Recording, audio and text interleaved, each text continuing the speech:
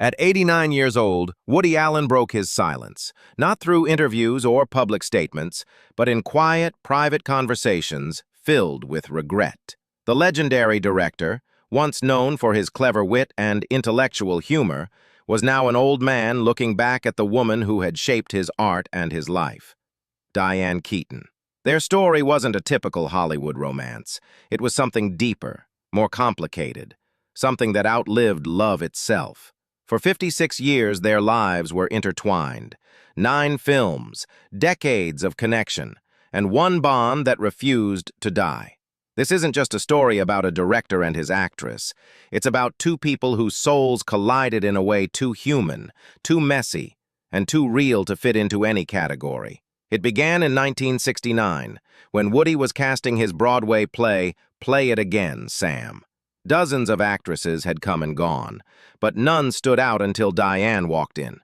A 23-year-old from California, quirky, mismatched, and disarmingly honest.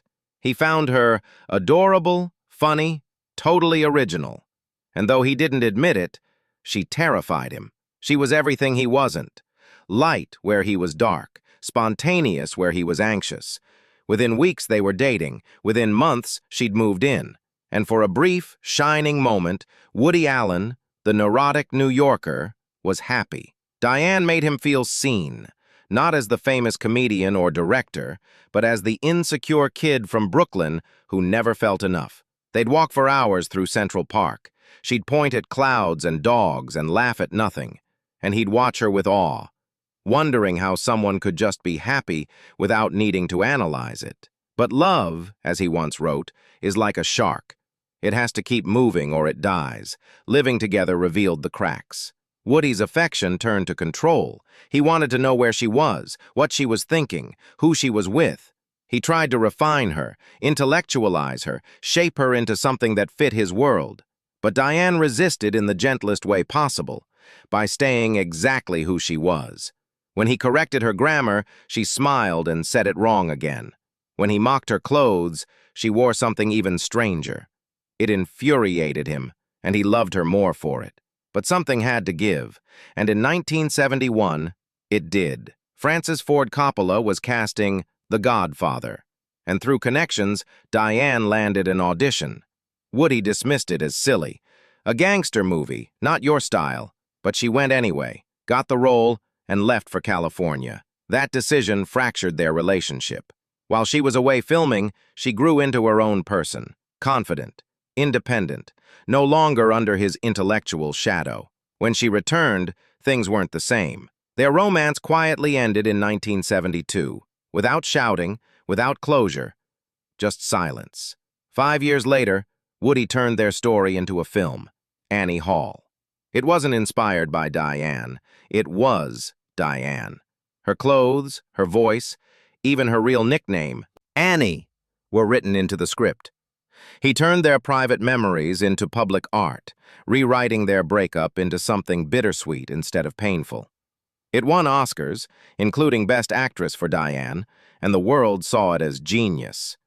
But Woody later admitted it wasn't a love letter. It was an exorcism, his attempt to purge her from his system. It didn't work. Their romance was over, but their creative bond lasted decades. Between 1977 and 2020, Diane starred in 8 more of his films, from Manhattan to Manhattan Murder Mystery, a 42-year collaboration that defied logic. She could live her life, love other men, but on film, she was his muse. Even Al Pacino, her on and off love for 15 years, once said he felt like he was competing with a ghost. Because Woody had lost her, but she never really left. Then in 2014, everything changed. Allegations resurfaced against Woody Allen, and Hollywood turned away. Directors, actors, entire studios distanced themselves. Everyone abandoned him except Diane. In 2018, she tweeted, "Woody Allen is my friend, and I continue to believe him." 13 words that cost her everything. Roles disappeared, friends turned their backs, and public opinion burned her alive. Yet she didn't apologize, because her loyalty wasn't blind. It was earned over 50 years. She'd seen him at his best and his worst and chose to believe him anyway. Maybe she was wrong. Maybe she wasn't. But she made her choice and stood by it.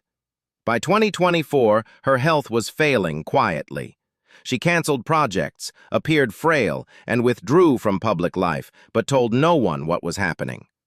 On October 11th, 2025, she was found unresponsive at her Brentwood home and pronounced dead hours later at 79.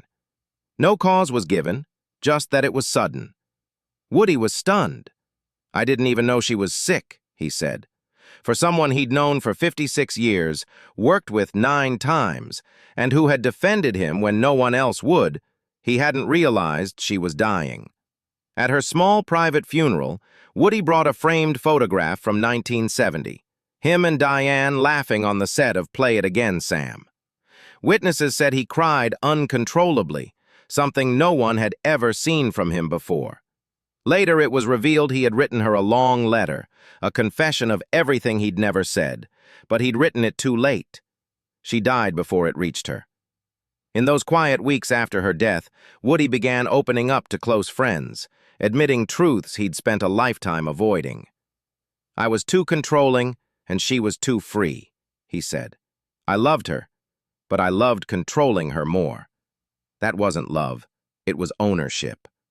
He confessed that Annie Hall wasn't just their story. It was his fantasy version of their love, rewritten to make himself feel better. "She gave me everything," he said. "Without her, I was just another neurotic guy making comedies about neurotic people. With her, I was creating something real." When asked what he regretted most, his answer was simple: "I should have just let her be." That was his haunting refrain. If only he'd loved her as she was. He spoke about her loyalty during the scandal, how she stood by him when it cost her career and reputation. "I never asked her to defend me," he said, "but she did, because that's who she was. Loyal, stubborn, unshakable. The same way she said no to me when I pushed too hard, she said no to the world when it tried to change her."